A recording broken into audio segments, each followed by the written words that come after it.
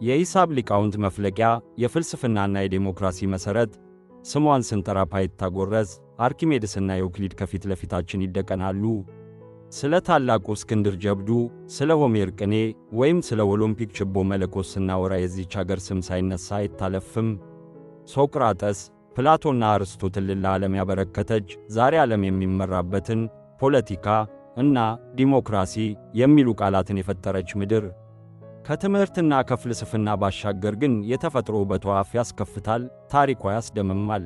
ይህች ጥንታዊትና ድንቅ አገር ግሪክ ናት። ዛሬ ወደዚህች የታሪክና የውበት ምድር ልንወስዳችሁ ነው። መልክዓ ምድርና አጠቃላይ እውነታዎች። በደቡብ ምስራቅ አውሮፓ የምትገኘው ግሪክ ወደ 132,000 ስኩዌር ኪሎ ሜትር የሚጠጋ ስፋት ያላት ሲሆን የሕዝብ ቁጥሩ 10 ሚሊዮን ገደማ ነው። አውሮፓን፣ እስያና አፍሪካን የሚያገናኝ ስትራቴጂካዊ ስፍራ ላይ መቀመጧ ተፈላጊነቷን አጎልቶታል። ሜዲትራኒያን ባህርን ተንተርሳ የምትገኘው ይህች አገር ከ6,000 በላይ ደሴቶች ባለቤት ስትሆን በታሪክና በተፈጥሮ ሀብት የታደለች ናት። ግሪክ ለቱሪስቶች ገነት ናት። የአገሪቱ ኢኮኖሚ የጀርባ አጥንት የሆነው ቱሪዝም በሚሊዮን የሚቆጠሩ ጎብኚዎችን በየዓመቱ ይስባል።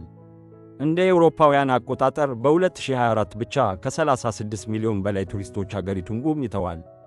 ታዲያ ይህ ሁሉ ሰው ወደ ግሪክ የሚጎርፈው ለምን ይመስላችኋል? አንደኛው ምክንያት የገንዘብ ጉዳይ ነው። ግሪክ ከሌሎች የአውሮፓ ሀገራት አንጻር ለጎብኚዎች ኪስ የምትመች ናት። ሁለተኛው የአየር ጠባይዋ ነው። በዓመት ውስጥ ለ300 ቀናት ያህል ፀሐያማ የሆነ ሰማይ ስላላት በተለይ ክረምትና ብርድ ለሰለቻቸው አውሮፓውያን እንደ አማራጭ ትታያለች። ሌላው ደግሞ ደህንነት ነው። የወንጀል መጠኑ ዝቅተኛ መሆኑና የሕዝቦቿ እንግዳ ተቀባይነት ተመራጭ አድርጓታል። የግሪክን ደሴቶች ውበት በቃላት ለመግለጽ ይከብዳል። በተለይ ሳንቶሪኒ የተሰኘችው ደሴት በምድራችን ካሉ እጅግ ውብ ስፍራዎች አንዷ ናት። ነጭና ሰማያዊ ቀለም በተቀቡ ቤቶቿ፣ በእሳተ ገሞራ የተፈጠረ መልክዓ ምድሯና አስደናቂው የፀሐይ መጥለቅ እይታዋ የጫጉላ ሽርሽር ለሚያስቡ ጥንዶችና ለፎቶ አፍቃሪዎች የሕልም ስፍራ ናት። ሌላዋ ሚኮኖስ ናት። ይህች ደሴት የፓርቲና የጭፈራ ማዕከል ናት። የዓለም ታዋቂ ሰዎች፣ አርቲስቶችና ዲጄዎች የሚዝናኑባት ውብ የባህር ዳርቻዎች ያሏትና እንቅልፍ የሌለባት ደሴት ተብላ ትታወቃለች። በተቃራኒው ጸጥታን ለሚፈልጉ ደግሞ ኢድራ አለች። በዚህች ደሴት ላይ መኪና መንዳት የተከለከለ ነው። የመጓጓዣ አማራጮች እግር፣ አህያ ወይም ፈረስ ብቻ ናቸው። ከከተማ ጩኸትና ከጭስ የጸዳች፣ ለኪነ ጥበብ ሰዎች የመንፈስ እርካታን የምትሰጥ ልዩ ስፍራ ናት። ግሪክ ውስጥ ኢካሪያ የተባለችው ደሴት የዓለምን ትኩረት የሳበችው በሌላ ምስጢር ነው። ይህቺ ደሴት ሰማያዊ ቀጠና ብሉ ዞን ተብለው ከሚጠሩ የዓለም ክፍሎች አንዷ ስትሆን ነዋሪዎቿ ረጅም ዕድሜ በመኖር ይታወቃሉ።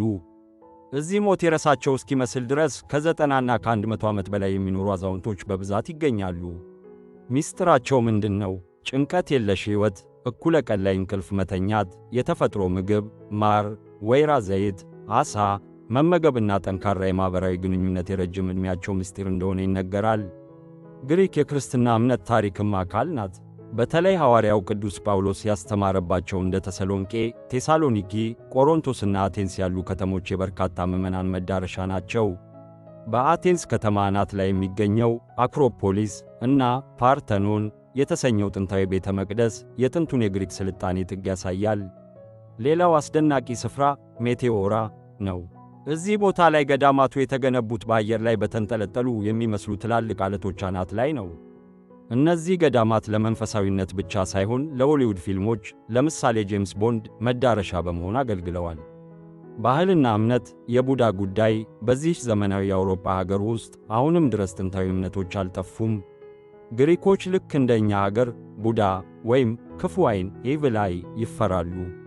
በሕፃናት በንብረት ወይም በጤና ላይ ለሚደርስ እክል የክፉ ዓይን ምልከታ ነው ብለው ያምናሉ። ከዚህ ለመከላከልም ሰማያዊ ቀለም ያላቸውን የዓይን ቅርጽ መከላከያዎች በአንገታቸው፣ በቤታቸውና በንግድ ቦታዎቻቸው ይሰቅላሉ። ኢኮኖሚ፣ መርከብና ግብርና። የግሪክ ኢኮኖሚ በቱሪዝም ብቻ የተወሰነ አይደለም። ግሪክ በዓለም ላይ ግዙፍ የንግድ መርከብ ኢንዱስትሪ ያላት ሀገር ናት። 20 በመቶ የሚሆነው የዓለም የንግድ መርከብ በግሪክ ባለሀብቶች ቁጥጥር ስር ነው ያለው። ከዚህ በተጨማሪም ግብርና ትልቅ ቦታ አለው።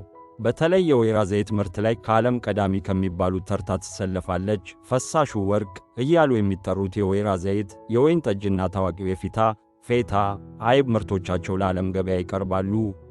የኢኮኖሚ ቀውስ። ነገር ግን የግሪክ ታሪክ ሁሌም አልጋ በአልጋ አልነበረም። እንደ አውሮፓውያን አቆጣጠር በ2009 የተከሰተው የኢኮኖሚ ቀውስ ሀገሪቱን በከፍተኛ ዕዳ ውስጥ ዘፍቋት ነበር።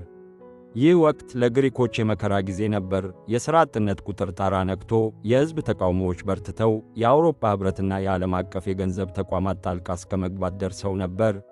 ምንም እንኳን አሁን ላይ ኢኮኖሚው የማገገም ምልክት እያሳየና ቱሪዝሙ ተመልሶ እየደራ ቢሆንም፣ የዚያ ቀውስ ጠባሳና ከፍተኛ የአገር ዕዳ አሁንም ድረስ የግሪክ ትልቁ የቤት ሥራ ሆኖ ቀጥሏል። በአጠቃላይ ግሪክ የጥንት ታሪክ ከዘመናዊ ውበት ጋር የተዋሃደባት፣ በአውሮፓ ምድር የፀሐይና የባሕር ፍቅርን የምታድል መቼም የማይጠገብ ድንቅ ምድር ናት።